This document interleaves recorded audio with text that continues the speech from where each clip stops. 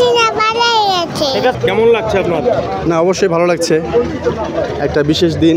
গত বছর এই দিনে বের হয়েছিলাম পরিবার নিয়ে, বাট মানিক মিয়া পর্যন্ত আসলে পৌঁছাতে পারিনি। এই ব্যাপারটা হচ্ছে যে 1971-এর মুক্তিযুদ্ধ দেখি নাই, তখন একটা স্বাধীনতা পেয়েছি। পরে আবারও আমরা বলছি দ্বিতীয় স্বাধীনতা 24-এ। তো বারবার আসলে একটা দেশকে স্বাধীনতা এভাবে চায় না।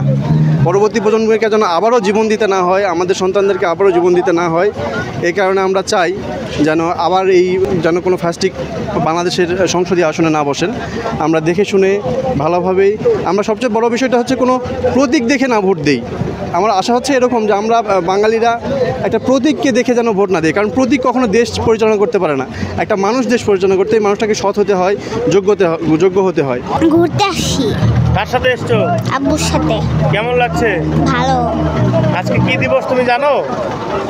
আজকে শেখ হাসিনা পালিয়ে গেছে। কি হয়েছে? শেখ হাসিনা পালিয়ে গেছে। শেখ হাসিনা পালিয়ে গেছে? কবে জানো তুমি? তুমি কার সাথে এসছো এখানে? বাবার সাথে বাবার সাথে। কেন এসছো? ঘুরতে।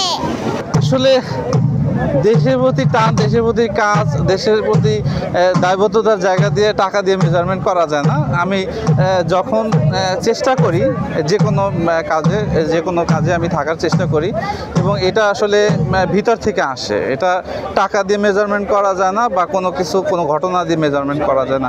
আর যেহেতু আমার একটা বিশ্ব রেকর্ড আছে পতাকা নিয়ে, পৃথিবীর সবচেয়ে বড় পতাকা বাংলাদেশের পতাকা 2019 সালে আমি বানিয়েছিলাম। তারপর থেকে আমি নিয়মিত দেশের যে কোনো কার্যক্রমে থাকার চেষ্টা করি।